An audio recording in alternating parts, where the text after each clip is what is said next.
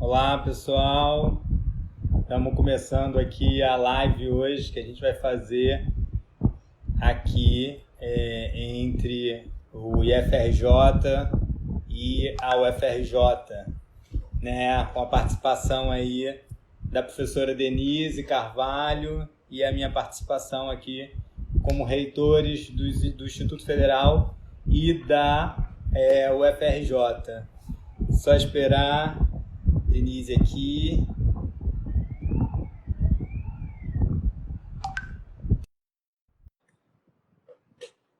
Vamos começar.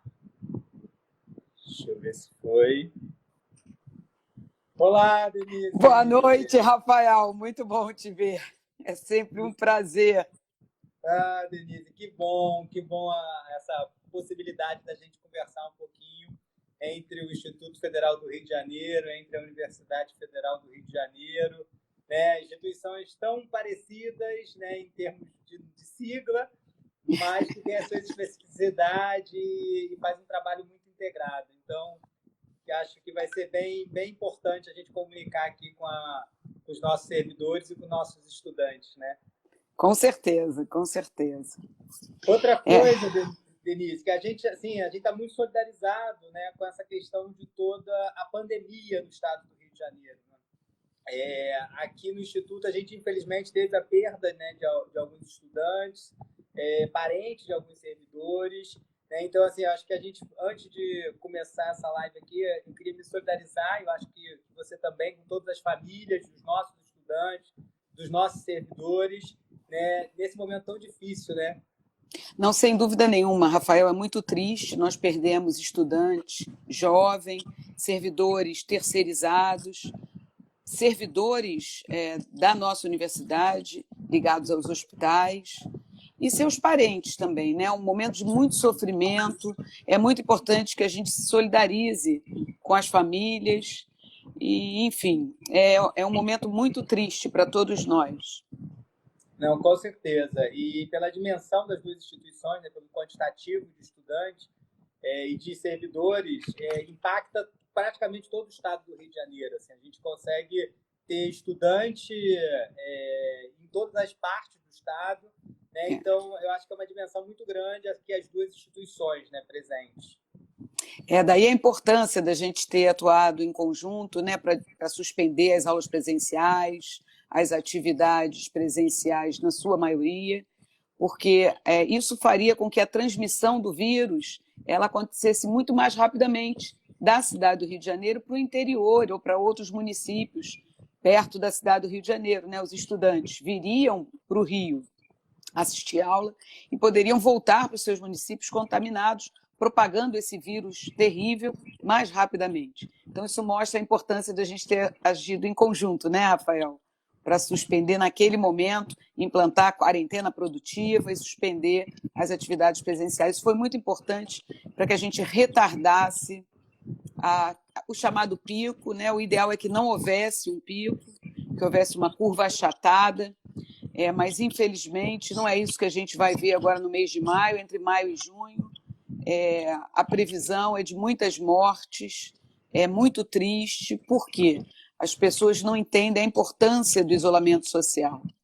Não adianta colocar máscara, porque o vírus está muito presente em todos os locais. Colocar máscara não impede, protege, mas não impede. O ideal é ficar em casa o máximo de tempo possível. Mas a gente vai falar disso mais tarde, né, Rafael? Com certeza, Denise. Eu lembro que a gente conhecia antes até de você estar na reitoria, eu tinha acabado de ser eleito reitor, né? E a gente se conheceu nesse período antes e eu pude acompanhar aí um pouco praticamente na minha gestão no Instituto, a sua gestão também na UFRJ. Tive na sua posse, é um grande prazer aí. Eu acho interessante também falar um pouquinho das instituições, né? Assim, o IFRJ hoje, a gente está com 16 mil matrículas de estudantes, né, entre os cursos técnicos, os cursos superiores e a pós-graduação. Né? Então, a gente tem 50% pela lei de criação, né, porque o Instituto ele nasce em 2008, com a criação dos institutos federais em todo o país, E de 2008 para cá, a gente foi expandindo, né? A gente começou com 2 campos, que era a antiga Escola Técnica Federal de Química, e hoje a gente tem 15 campos espalhados pelo estado do Rio de Janeiro, e com 16 mil matrículas, pegando praticamente Metropolitana, Baixada Fluminense e a região sul fluminense, né? Então, não sei se você tinha a clareza aí do que era o IFRJ, né? Essa dimensão toda do IFRJ. E as nossas. E eu até brinco, né? Porque quando a gente fala que trabalha no IFRJ, as pessoas falam UFRJ, a gente tem muito orgulho disso. Na verdade, eu sou ex-aluno também da pós-graduação, fiz mestrado e doutorado aí na UFRJ, e a gente tem muito orgulho disso, né? E a UFRJ, como é que está hoje, Denise, em termos de números, assim, para quem não conhece? A UFRJ é bom, né, que a gente se confunda, porque a gente também se confunde em várias ações importantes, na geração de conhecimento, na formação de profissionais altamente qualificados. Não é só a nossa sigla que se parece, somos instituições públicas de excelência muito parecidas, né? O IFRJ é uma instituição mais jovem, que significa um projeto de país que implanta o avanço da educação. A educação, sem dúvida nenhuma, é transformadora. É através da educação que a gente consegue fazer com que a sociedade tenha mobilidade social, realmente transformador. Então, parabéns ao IFRJ por ser tão jovem e tão competente. E já ter expandido, né, por 15 campi, o que é sensacional. Não há outra forma de fazermos avançar, em termos socioeconômicos, os municípios do estado do Rio de Janeiro, as diferentes cidades, sem a presença da educação e educação de qualidade. Essa educação que é associada às atividades de pesquisa, de pós-graduação. Então, eu queria iniciar parabenizando vocês por serem jovens, mas já muito, muito competentes. A UFRJ, ela tem, esse ano, completa 100 anos, no dia 7 de setembro, como universidade, né? Ela tem origem em escolas muito mais antigas, a Escola Politécnica, que é criada no século XVIII, ainda final do século XVIII, na verdade, 1792. Depois, a Escola Médica, né? A Faculdade de Medicina, 1808, junto com a família real, e a Faculdade Nacional de Direito. Essas 3 instituições, que eram instituições de formação profissional, ou seja, o ensino que dava o ensino superior, né? O título de médico, engenheiro e o advogado, se reuniram nessa universidade que se chamou Universidade do Rio de Janeiro, foi o primeiro nome, depois denominada Universidade do Brasil. Então, a primeira universidade federal, a maior universidade federal, nós temos hoje mais de 50 mil estudantes de graduação, são 46 mil de ensino presencial e mais de 6.500 estudantes de ensino à distância. Temos vários cursos de ensino à distância, também de forma integrada com outras instituições públicas, como a UF, enfim, atuamos sempre em conjunto com o intuito de formar bem os profissionais. Então, esse é o número, né, da nossa graduação. A pós-graduação ultrapassa 15.500 estudantes. Então, veja que no total nós temos 70 mil alunos, né, entre a graduação e a pós-graduação, ultrapassamos 70 mil alunos. Para um corpo social de servidores técnico-administrativos e docentes, que gira em torno de 13 mil. Não, exatamente. E como a gente se integra, né? Na verdade, a gente, até as pessoas lembraram aí na live, tem algumas pessoas, até servidores nossos, encontrando os ex-alunos que estão na FRJ, na live aqui passando. E a gente, nessa nova institucionalidade do Instituto, a gente tem esse período de 2008 para cá. Mas a gente também integrou alguns outros campos, né? A própria Escola Técnica Federal de Química tinha 75 anos, o Campus Pinheiral tinha 100 anos, né? Que era a antiga Escola Técnica da UF. Ou seja, eu acho que isso se complementa tanto, e a gente aqui também no Estado se complementa tanto, né? E uma das iniciativas, até da gente dialogar um pouco nessa live aqui, porque às vezes as pessoas ficam muito ansiosas para ter informações, e nada melhor do que a gente, né? Nós, Lógico. Pontuar algumas questões aqui, essa integração que a gente tem aqui no Rio de Janeiro, né, Denise? Assim, os demais reitores das universidades, a gente tem encontros frequentes, a gente tem feito ações em conjunto, né? Eu fico muito feliz assim, de poder dialogar com os demais reitores, né, com a própria UFRJ, porque a gente começa a perceber o quanto, né, a dimensão que a gente tem das ações que a gente desenvolve, né, das ações que a gente faz, seja na pesquisa, seja na extensão, seja no próprio ensino, mas como isso se integra, né? Porque a gente tem a sorte aqui no estado do Rio de Janeiro de ter universidades estaduais, uma quantidade expressiva de universidades federais, que alguns outros estados não possuem, né? A própria instituição da rede federal, né? Você tem o Instituto Federal do Rio de Janeiro, o Instituto Federal Fluminense, o Colégio Pedro II, que é da rede federal, e o Cefet. Ou seja, a gente tem uma rede de educação tão interessante e esses reitores estarem em constante troca de experiência, né? Eu acho isso bem legal, né? Não só os reitores da rede federal, mas também estadual, né? A UERJ, a UESO, a UENF, temos estado muito juntos e cada vez mais juntos. Nós sabemos que juntos somos mais fortes, né, Rafael?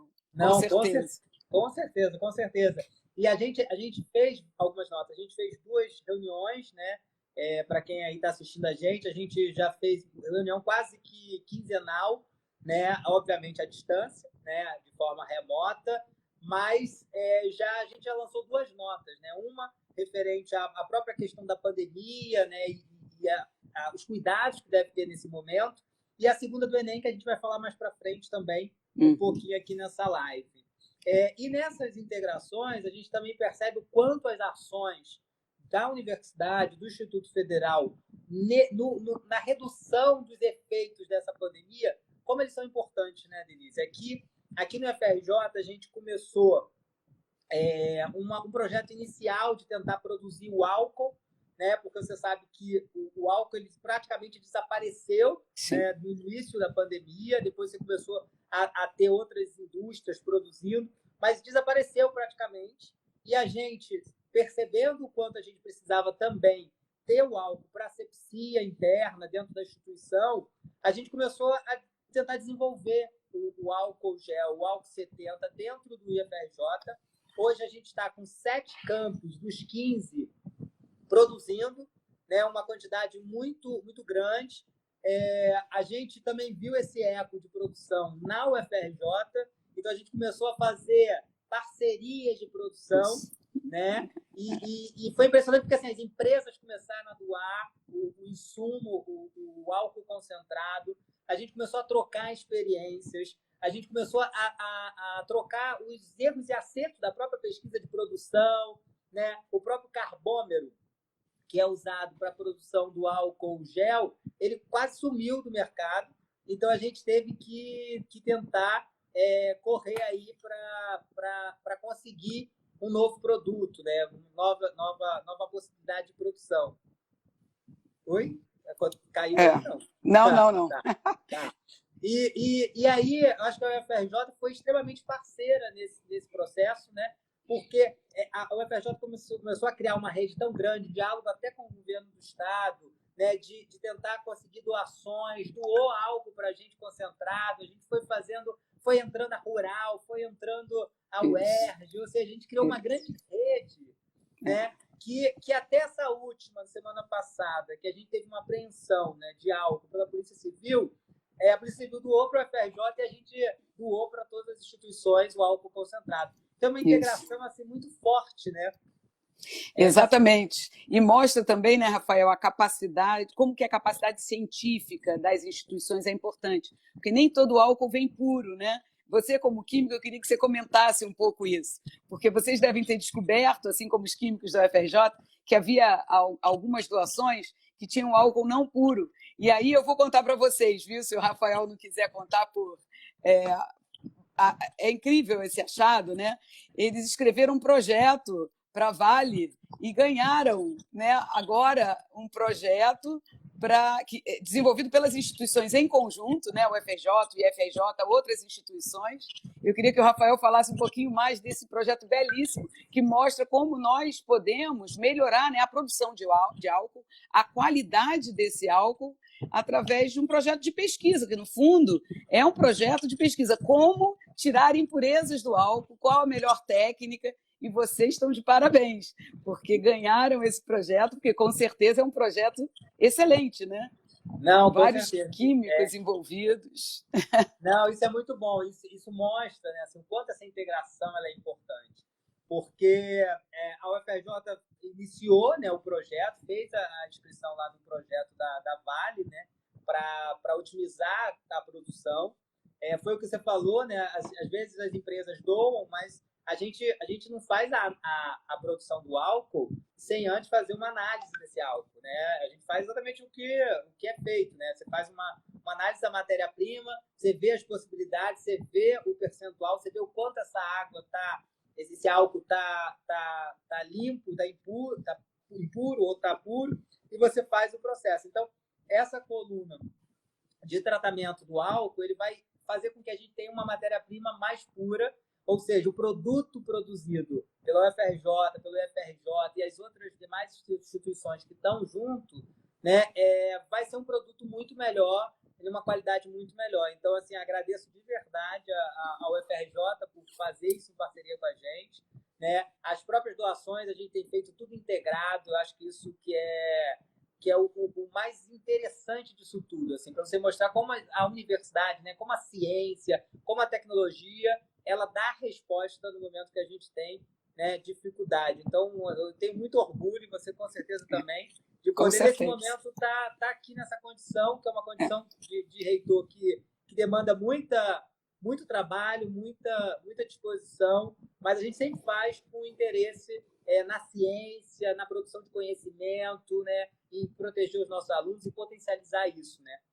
Aqui no FRJ, Denise, a gente focou muito na produção do álcool, né? Até porque você falou, eu sou químico também, acabei indo no laboratório também produzir, né? Estava eu lá ajudando as equipes, mas a gente também começou a fazer a impressão de equipamento, né? Na impressora 3D, de protetores faciais, né? Então, a gente começou também alguns campos, Volta Redonda, o Campus Mesquita, começaram a produzir esses protetores faciais, e a gente tem hoje doado, além o álcool, a gente tem doado para instituições de saúde, né, unidades de saúde, instituições públicas, né, e para consumo interno também. Eu imagino que vocês também devem ter uma demanda imensa no hospital, né, que só o consumo interno já praticamente consome toda a produção de álcool que vocês estão desenvolvendo. Mas os protetores faciais, eles também a gente está doando, né, para unidades de saúde. E isso tem tido um impacto muito importante para a proteção, principalmente dos profissionais da área da saúde, né? E eu soube que vocês também, além de estarem fazendo também o EPI, estão fazendo respiradores, né? Fala um pouquinho para a gente o que a UFRJ está fazendo nessa questão de saúde aí, dos leitos. Um pouco mais da importância da ciência, né, Rafael? A gente já falou que a pureza do álcool é importante, a gente consegue produzir um álcool de qualidade, isso para mostrar que são atividades profissionais, né? A gente não está falando de amadorismo, ninguém está produzindo nada sem antes ter estudado muito bem todos esses processos. Com relação à EPI, o protetor facial, por exemplo, é um protótipo que depois acaba... Não se coloca na impressora. Você tem uma ideia e fala assim, impressora, agora você vai e faz um protetor facial. Tem um projeto por trás disso, né? E sempre tem um projeto de pesquisa e produção de conhecimento por trás dessas questões.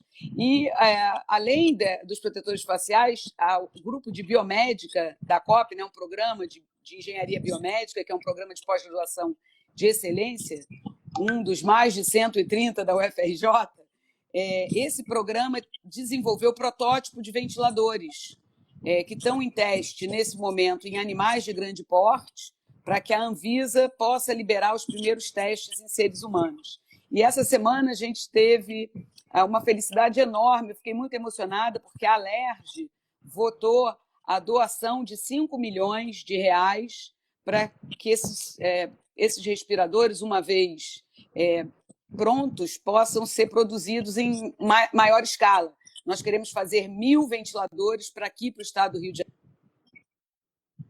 Janeiro, e se for tudo der certo, como a gente espera que dê, quem sabe para outros estados do Brasil, dizer que eu gostaria, nesse momento, que a ciência brasileira tivesse tido mais investimento do que, né? Embora a gente tenha tido mais investimento nas últimas décadas, chegamos a 1,2% do PIB de investimento em ciência e tecnologia, nós poderíamos ter feito muito mais se tivéssemos mais investimento. E, infelizmente, a gente hoje está vendo uma diminuição dessa verba para ciência e tecnologia. Eu gostaria que tivesse um parque industrial capaz de produzir nossos próprios respiradores, que nós hoje, Brasil, estivéssemos exportando e não tendo que quase implorar ventiladores, porque nossas empresas de projetar, mas nós precisamos que as empresas, que as indústrias, elas produzam.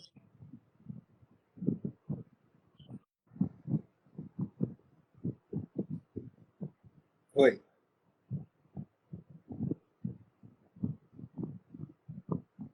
Não estou ouvindo.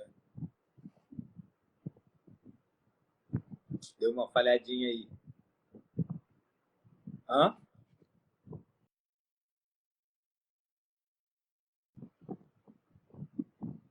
Acho que a que caiu aqui. Deixa eu tentar. Acho que ela vai voltar. E aí a gente estava conversando um pouquinho sobre essa questão da produção, né?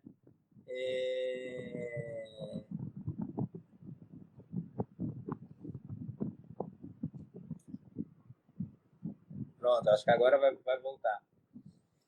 A gente estava falando um pouquinho dessa questão da ciência, da produção da ciência. Voltou. Isso, voltei.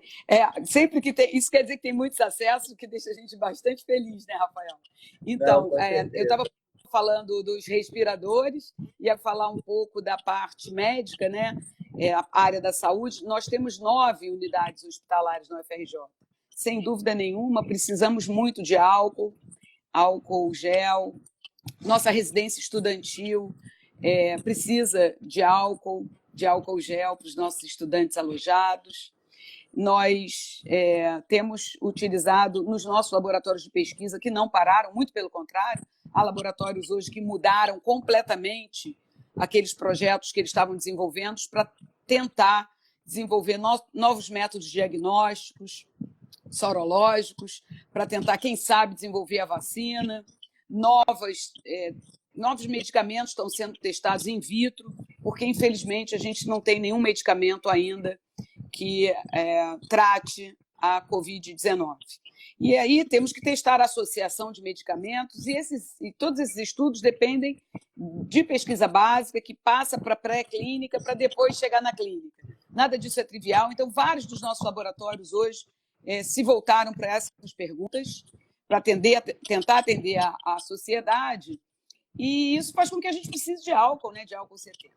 Desde o dia 16 de março, nós temos funcionado com uma área de triagem e diagnóstico molecular, que é o diagnóstico padrão ouro. Já fizemos hoje mais de 3.000 exames na UFRJ, de profissionais da área da saúde, profissionais que atuam nos nossos hospitais e nos demais hospitais públicos do Rio de Janeiro. Infelizmente, temos visto um aumento progressivo no número de profissionais de saúde acometidos pela Covid-19. Então, a gente tem, infelizmente, esses dados na cidade. Nós avisamos o tempo todo que a epidemia não estava controlada, que os dados mostravam claramente que o número de infectados ia começar a aumentar de forma especial. E isso, a UFRJ, através do seu grupo de trabalho sobre o coronavírus, ela tem se posicionado fortemente pelo lockdown, pelo isolamento total na cidade do Rio de Janeiro, porque aqui no município do Rio já houve muitas mortes, né? E para evitar as mortes, o coordenador do GT, o Roberto Medron, ele diz que o isolamento social é a vacina. Não há outra forma de diminuir o número de mortes, infelizmente. E temos hoje depois de doações do Movimento União Rio, conseguimos renovar muitos leitos, 60 leitos novos, um UTI destinado exclusivamente para Covid, e mais 100 leitos de enfermarias Covid. O hospital universitário, que é o maior, está hoje subdividido entre pacientes Covid e não Covid, porque há cirurgias eletivas que precisam continuar, né? Pacientes com câncer, com doenças cardíacas. Então, o hospital não está só destinado à Covid, mas a gente está trabalhando diuturnamente para que esses leitos sejam abertos. O nosso gargalo no momento é a contratação de pessoal, que está acontecendo desde a semana passada. Eu espero que em mais 2 semanas todos os leitos estejam abertos para atender a população carioca. Muito legal, muito legal, Denise. Assim, eu acho que nesse momento que a gente vê o quanto, né, a universidade, a instituição pública de ensino, ela tem um papel essencial, porque assim, a gente fala de pesquisa básica, fala de pesquisa aplicada, fala de resultados. Então, eu fico muito feliz de ouvir essa dimensão que a gente consegue ter, né, nessas ações, o próprio hospital, né, essa questão dos leitos novos, a possibilidade de contratação de profissionais para esses hospitais, para esse hospital. Então, assim, eu acho que tem um resultado muito interessante e que só quem ganha é a população, né, Denise? Lógico. Com Sem certeza. dúvida nenhuma. E eu estou vendo aqui várias perguntas na nossa live, a gente vai tentar responder aí. Eu sei que são muitas, assim, eu e Denise, a gente fica um pouco... Nesse momento, a gente sabe que há o EAD e a questão do SISU, né? Eu estou vendo aqui, são questões palpitantes, além da pandemia, né? Eu acho que o pior de tudo é a pandemia, e a gente não pode tirar a pandemia do nosso horizonte, não é isso, Rafael? De jeito nenhum. Estamos sendo pautados pela pandemia, com muita responsabilidade, para que a nossa comunidade não seja exposta ao vírus no ambiente acadêmico, né? É isso. Não, com certeza. Assim, a suspensão do calendário, aqui no FRJ, a gente fez uma ação de suspensão, né, do calendário acadêmico, que a gente entendia, né, tudo que a gente está falando aqui, da importância da vacina, né, seu distanciamento social. A universidade, ela é um espaço, né, assim como qualquer escola, né, instituição, ela é um espaço grande de transmissão, né, porque as pessoas estão muito próximas, está todo mundo muito se encontrando, né? Fácil ter aglomeração numa universidade, no instituto. Então, assim, a suspensão do calendário ela foi extremamente importante nesse momento. Aqui também, assim, os estudantes sempre ficam muito preocupados com a questão da reposição das aulas, né? A gente aqui tem feito reuniões praticamente semanais, né? O nosso Conselho Superior, que é equivalente ao Conselho Universitário, o Colégio Dirigente, que reúne todos os diretores, né? A gente criou o Comitê Operativo de Emergência, que tem acompanhado semanalmente, né, como está se comportando esses números, né? E a gente tem tentado pensar em envolver todos os segmentos, né? A segurança do trabalho, a equipe da saúde do trabalhador, né? Pensar como é que vai ser esse retorno, né? Porque, assim, a gente discute sempre, né? E aí você também está assistindo a gente, esse retorno ele não vai ser um retorno comum como a gente fez em outras situações, que a gente ficou sem o calendário suspenso e retornou. Na verdade, a gente vai retornar ainda com muito receio, com muita possibilidade de preservar a vida dos nossos servidores, dos nossos estudantes. Então, assim, a gente tem feito, né, Denise? Eu acho que aí também a gente tem feito muitas reuniões e tentado pensar em várias possibilidades, né? Eu sempre digo para os nossos estudantes o quanto é importante, sim, a gente pensar nesse retorno, num retorno seguro, num retorno que garanta a reposição desse período parado, né? A possibilidade de pensar aqueles estudantes, às vezes, que estão se formando, que eles ficam mais desesperados, com razão, né? Pensar uma estratégia para a gente não ter a interrupção dessa formação, né? Eu estou vendo algumas perguntas aí em relação à formatura, então a gente pode daqui a pouco também falar um pouquinho disso, mas eu acho que o mais importante é a gente entender que a instituição não está parada, né? Nossos servidores têm trabalhado num trabalho remoto, mas têm diariamente pensado possibilidades desse retorno ser com segurança, porque não adianta a gente voltar sem ter a segurança, né? Quais são as estratégias, o que vai ter de uso de ventilador, ar-condicionado, usar máscara para todo mundo, o álcool, né? Onde vai estar o álcool, as formas de higienização desses ambientes, o maior controle dessa limpeza. Então, assim, tranquilizando, né, principalmente os nossos estudantes aí, a gente tem feito, nesse período, né, um grande planejamento para pensar como vai ser essa volta. E eu acho que vocês aí também estão fazendo esse exercício, né, Denise? É nada trivial, né, Rafael? Porque, na verdade, quando nós também suspendemos de forma indeterminada o calendário, sabíamos, né, toda a área de epidemiologia, de virologia, vendo o que aconteceu no mundo todo, sabia que não seria fácil, né, e que nós teríamos que manter o isolamento social, como eu disse antes, a única forma de controlar a transmissão do vírus. E portanto, primeiro a gente suspendeu por 15 dias e depois decidimos suspender de forma indeterminada para que as pessoas possam se programar, né? Há vários estudantes que moram fora da cidade do Rio e, enfim, retornar para perto de suas famílias, aguardar, porque nós também não sabíamos o que ia acontecer. Então, agora, quase 2 meses depois da suspensão das atividades, a gente já sabe que o retorno ele não será como após uma greve prolongada, e a gente está vendo isso em outros países do mundo também. Vamos aprender um pouco com a experiência dos outros, né? Wuhan, que foi o epicentro, né, o início dessa pandemia, retornou com todo o cuidado possível, novos casos já surgiram, então não será nada trivial para nós, por vários motivos que eu comento depois. Mas eu vejo aqui muitas perguntas sobre a matrícula, por exemplo, né? Porque havia estudantes ainda sendo chamados. Então, a matrícula da terceira chamada ela não foi concluída na UFRJ, mas ela será. Eu quero tranquilizá-los que a gente está desenvolvendo formas de matricular os estudantes de forma não presencial, porque a gente não quer expor nem o estudante e a sua família, nem os nossos servidores. Então, a gente vai fazer uma matrícula, mesmo que seja uma pré-matrícula, mas o aluno ganhará DRE, tudo, de forma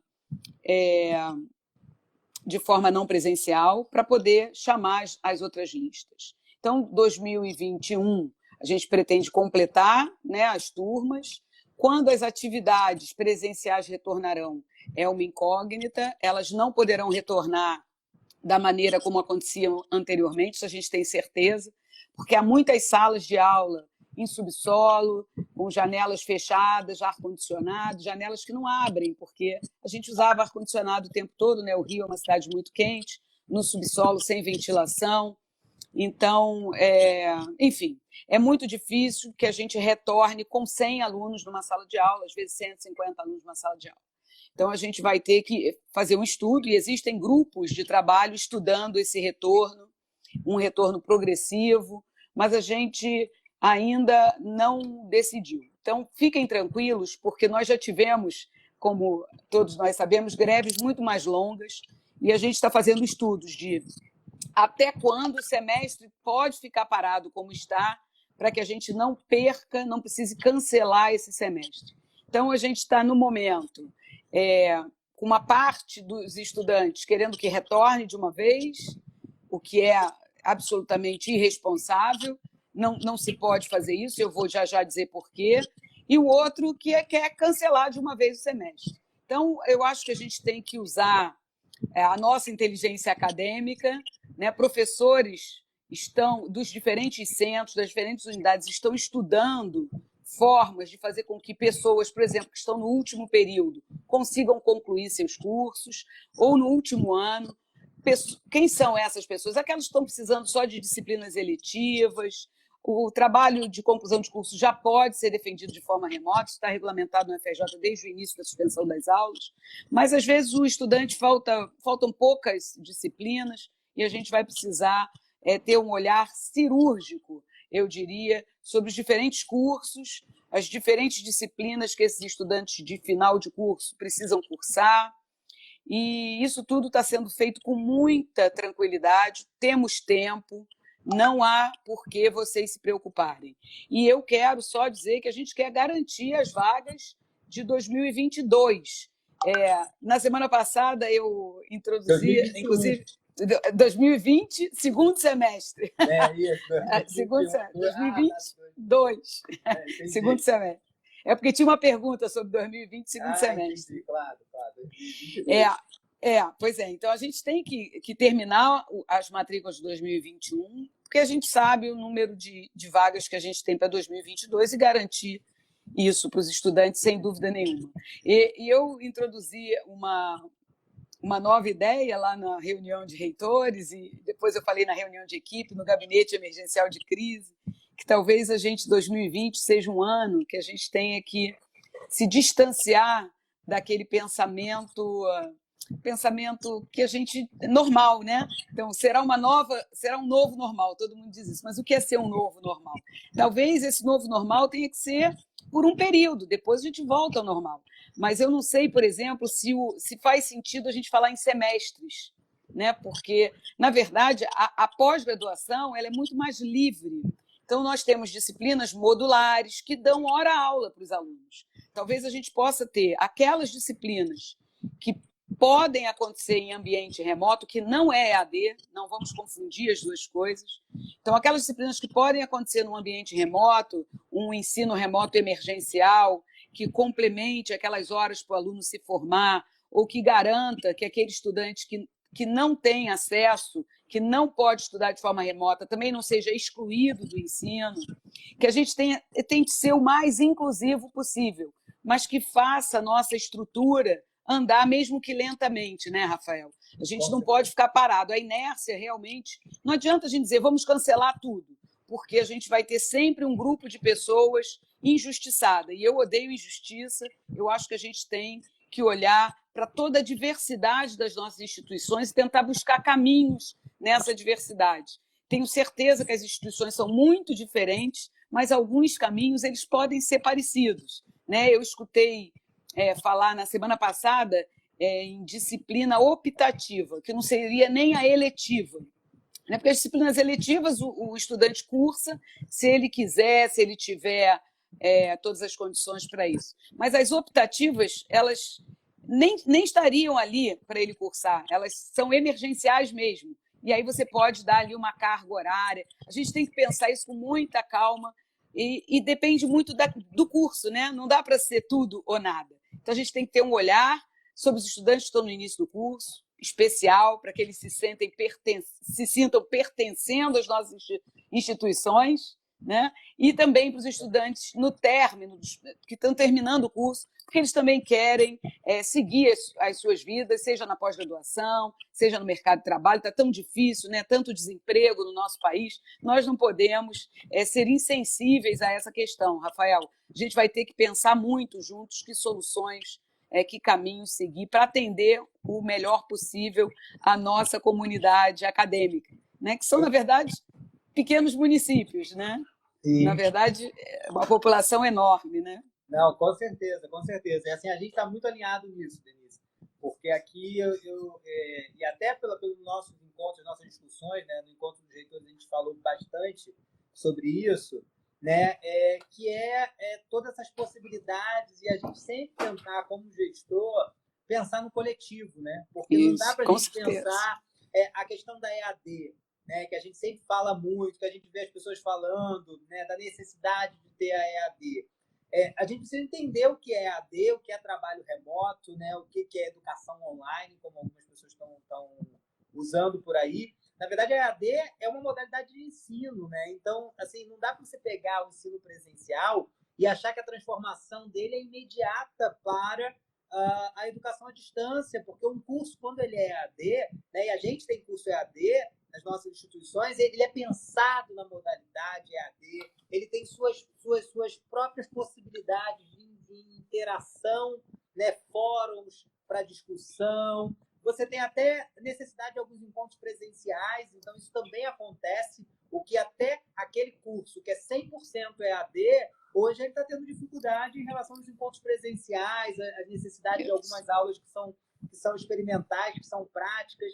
Então, assim, para as pessoas entenderem que somos defensores da educação à distância, entendemos a educação à distância como uma possibilidade de formação para grande parte da população brasileira, Mas a gente tem que saber que não dá para pegar o presencial e transformá-lo em EAD de um dia para a noite.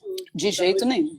De jeito nenhum. Você tem que pensar a concepção. O que a gente está fazendo, atividades remotas, elas podem acontecer de forma a integrar esse vínculo com o nosso estudante, até porque a gente sabe do impacto que pode ter a evasão, né? E a gente tem tentado criar mecanismos para que esses estudantes, e aí eu acho que essa live também é um pouco isso, né? Porque quando a gente se propôs a fazer esse diálogo, é exatamente para dizer para os nossos estudantes, ó, fiquem tranquilos, a gente está num momento difícil, mas a gente está pensando em diversas possibilidades, a gente está pensando saídas, usando, eu acho que o Denise falou muito bem, né? Usando o nosso conhecimento, né? O conhecimento da ciência, o conhecimento dos profissionais que a gente tem nas nossas instituições, para pensar soluções para isso, né? E assim, às vezes você vê as pessoas fazendo uma confusão entre o que é trabalho remoto, o que é AD, né? E às vezes até criticando, por que não implementa? Não é assim, as coisas têm que ser pensadas.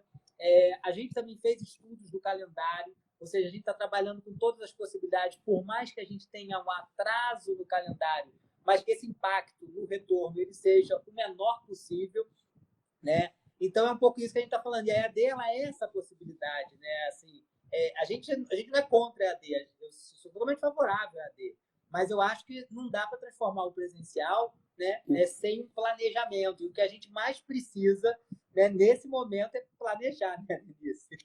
Com certeza. Essa questão do EAD, muita gente usa o termo EAD de forma errada, né, Rafael? Você falou muito bem. Nós, na UFRJ, eu falei no início, nós temos 6.600 estudantes, 6.700 em ensino à distância. Os cursos à distância da UFRJ são licenciatura em Física, Biologia, enfim, nós já formamos muitos estudantes, são cursos de 20 anos. A gente não tem ensino à distância na UFRJ de ontem, nem porque está na moda ou deixa de estar na moda. Foi um compromisso social da Universidade Federal do Rio de Janeiro de 20 anos atrás, porque nós temos um estado no qual, infelizmente, melhorou um pouco, né, na última década, mas antes não havia nenhuma possibilidade de ensino superior em cidades pequenas do interior. Então, nós temos o EAD na UFRJ, que formou, eu tive a grande honra de participar da formatura da primeira turma de Biologia, formou excelentes professores que hoje atuam no ensino básico, né, no nosso estado, formados pelo UFRJ no ensino à distância, um trabalho seríssimo. Cada curso desses demora pelo menos 2 anos para ser formulado. É muito trabalho você formular o curso à distância. E ele não é mesmo o EAD não é completamente à distância, né? Os polos, eles são o local das atividades presenciais que acontecem, às vezes, mais de uma vez por semana. O EAD não parou, né? O CEDERJ, ele continuou funcionando, mas as atividades presenciais pararam. Portanto, mesmo o EAD, de 20 anos na UFRJ, sofre com a pandemia, porque as atividades presenciais do EAD pararam. Isso é uma coisa que não tem nada a ver com o uso de plataformas virtuais para ministrar disciplinas de forma remota. Em primeiro lugar, eu quero deixar claro que eu acredito que nunca o ensino presencial vai ser substituído pelo ensino remoto. Então, nós não seremos substituídos nem por robôs, nem pelo ensino remoto, isso não é possível. E ensinar não é sinônimo de aprender. Então, para além do ensino, tem a questão do aprendizado. Então, eu vou dizer qual é o grande gargalo e o maior desafio no momento. São professores que tenham capacitação para ensinar de forma remota. Então, nós da UFRJ não temos, a maior parte dos professores não está preparado, não se capacitou no ensino remoto. Então, a gente está muito preocupado, primeiro, em entender como o corpo docente vê a questão. Então, a gente vai passar um questionário em breve. Nós passamos inicialmente um questionário sobre que tipo de acesso remoto vocês têm, né, para toda a comunidade acadêmica que tem acesso. Então, a gente tem um panorama muito interessante. Em breve, a gente vai publicar esses resultados, são resultados muito interessantes. Mas há um grupo de professores que tem a chamada tecnofobia. Como alguém que tem tecnofobia vai agora ser obrigado a ministrar uma disciplina de forma remota, né? Professores que têm muita dificuldade mesmo e que é legítimo, gente, e tem que ser respeitados. Então, essas disciplinas não poderão acontecer, simples assim. Elas vão ter que acontecer a partir de 2021. Agora, aquelas disciplinas que, pelo menos a parte teórica, não prática, possa ser ministrada agora e dar, de alguma maneira, um adiantamento para alguns estudantes, não para todos, de forma, por exemplo, numa turma de 100 alunos, digamos que 20 não possam assistir de forma remota a parte que pode ser remota, que é a parte que não é de práticas, por exemplo. Esses 20 estudantes podem retornar quando a pandemia diminuir o número de casos. Numa sala que antes teria que ter 100 alunos, essa sala passa a ter 20. E esses 20 podem ter isolamento social, uso de máscara, diminuindo a possibilidade de transmissão, diminuindo a chance de contaminar o próprio professor, que pode estar no grupo de risco. Há professores e alunos e servidores técnicos administrativos vulneráveis, acima de 60 anos, com comorbidades. Nós, reitores, não podemos, de forma alguma, agirmos de forma irresponsável. Então, eu vejo no horizonte que essa adaptação terá que ser feita, viu, Rafael? Um modelo híbrido de um ensino que seja o que puder ser remoto, poder ser remoto para uma parte dos estudantes, diminuindo o número de estudantes nas salas, mas, para isso, os professores têm que ser devidamente treinados. E o que eu chamo de híbrido? As pessoas podem assistir a aula em tempo real, como a gente está fazendo aqui a live, mas essa aula fica gravada para que outras pessoas possam assistir fora da live, né? Fora da aula em tempo real. À noite, mais tarde, quando tiver uma tranquilidade para estudar. Então, a gente vai ter que usar essas plataformas, sem dúvida nenhuma, porque a nossa previsão é de um retorno à normalidade em 2021. E eu acho que ninguém quer perder o ano. Nós não queremos e nem os estudantes. E nem os estudantes. Denise, e outra coisa também, assim, às vezes você vê essa dificuldade, obviamente, a gente também tem muito isso aqui, né, dos nossos professores, de conhecer a metodologia, de trabalhar a educação à distância, trabalhar no modo remoto, mas a gente também tem muita dificuldade dos nossos estudantes, né? A gente vai fazer, às vezes, uma live, eu já fiz live que a internet caiu, né, que a conexão não ficou tão boa. A gente sabe como é que é a conexão também na nossa cidade, dependendo do local onde vive o nosso estudante. Né? Então, a gente sabe também que é mão dupla. Né? Na verdade, se a gente tem problema de conexão, né? Se às vezes a gente fica sem internet, às vezes o próprio computador, né? Quando uma família que tem mais de uma pessoa que está fazendo as atividades, às vezes não tem computador para todo mundo. Né? Isso é o momento de pandemia, porque no momento normal, talvez as pessoas conseguiriam se organizar. Né? Então, assim, isso também tem que ser levado em consideração. Com certeza. Por essa diversidade. E aí, falando um pouquinho sobre a própria última reunião nossa, né, dos reitores, né, para vocês saberem um pouquinho do que a gente planejou aí de ações, uma delas foi um posicionamento, eu acho que extremamente importante e sensível em relação à questão do Enem. Né? O Exame Nacional do Ensino Médio ele tem um impacto muito grande nas nossas instituições, né? Até porque depois no SISU existe uma grande entrada de estudantes na UFRJ e no IFRJ. Né? Então, assim, eu acho que foi extremamente importante a gente, naquela última reunião, a gente conversar entre as diferentes possibilidades e pensar, né, qual é a grande dificuldade hoje em relação ao adiamento ou não do Enem, né? Por tudo isso que a gente está falando, né, a gente entende que os direitos não são iguais, né? A gente não está igualando as oportunidades nesse momento, né, pensando numa data como se criasse uma normalidade que a gente não está vivendo, né? Assim, além de tudo isso, né, que é fazer o trabalho remoto, né, que é a oportunidade de estudar remotamente. As pessoas estão perdendo vidas, as pessoas estão perdendo familiares nas suas casas. Né? E cada vez, assim como acontece com todos vocês aí que estão assistindo a live, cada vez chega mais próximo, a gente conhece, a gente transforma as estatísticas em nomes. Né? Então, isso abala todo mundo. E, obviamente, a gente fica muito envolvido.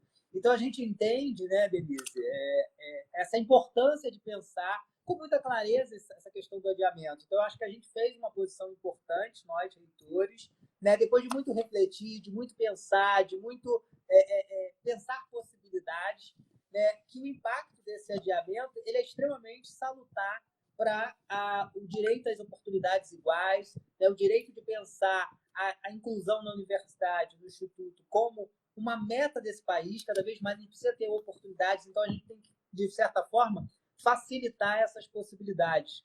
Não é isso, Denise? Eu queria que você falasse Com um pouquinho certeza. também dessa questão do Enem.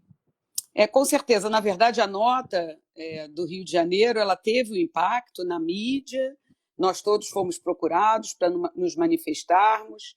O TCU, Tribunal de Contas da União, hoje emitiu uma nota, se não me engano, eu não pude ler, mas já está na mídia, solicitando ao MEC o adiamento do Enem.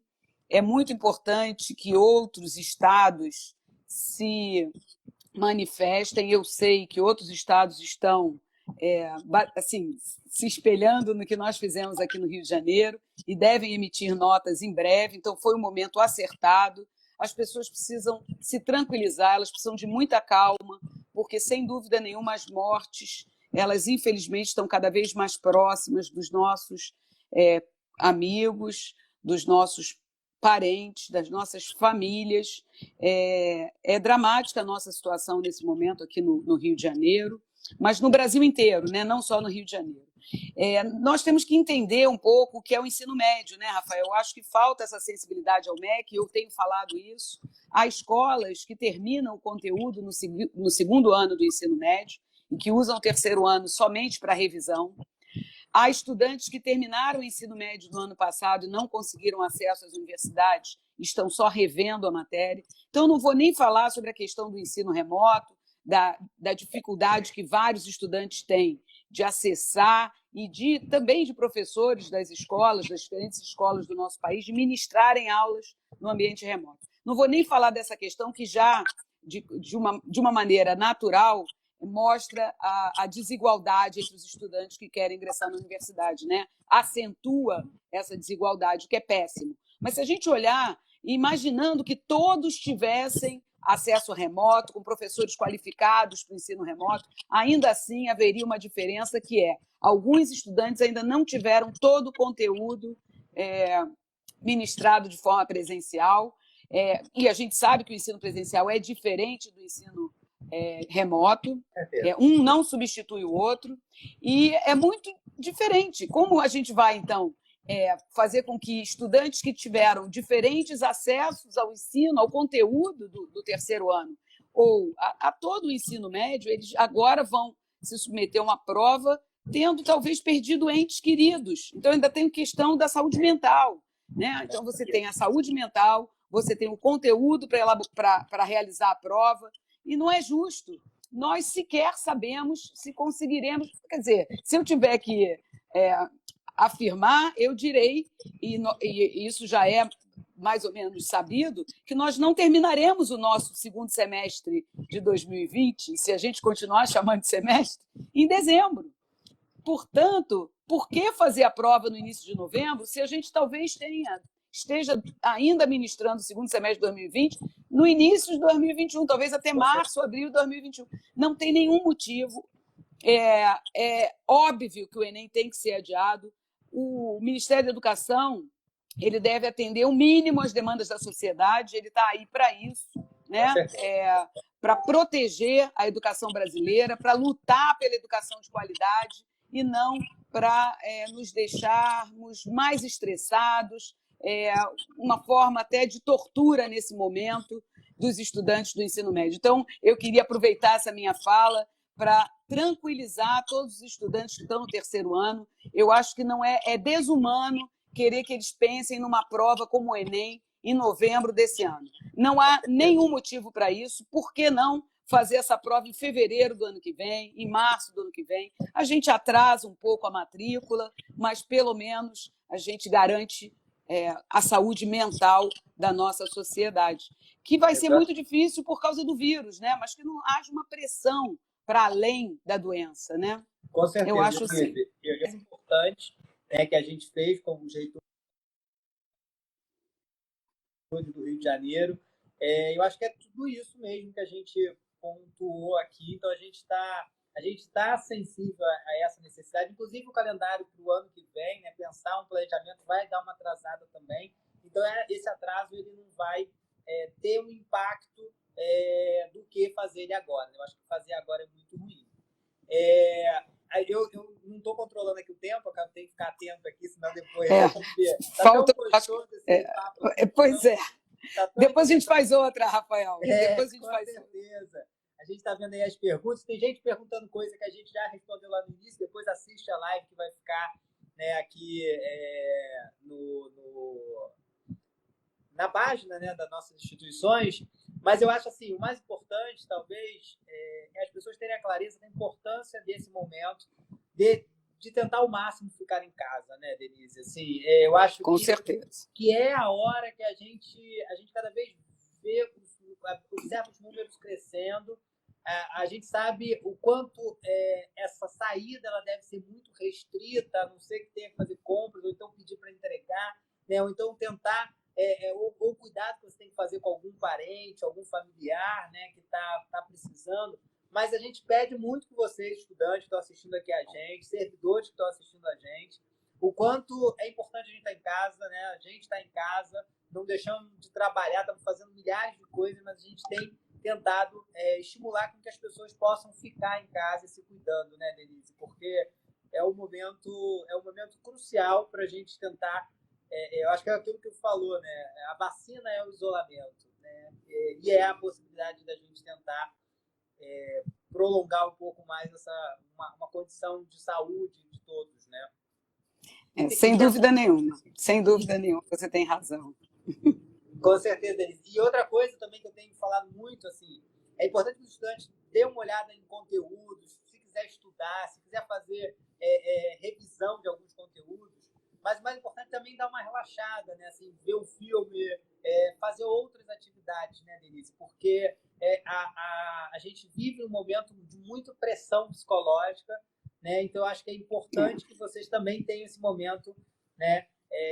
E a gente tentou um pouco fazer isso na live aqui, né, Denise? A gente quis dizer para vocês quanto a gente somos reitores, temos todas as responsabilidades, mas a gente está dizendo para vocês, estudantes, o quanto é importante vocês se preservarem, você servidor, né, você cidadão que está assistindo aí a nossa live, né, o quanto a gente está em sintonia com isso, né, Denise?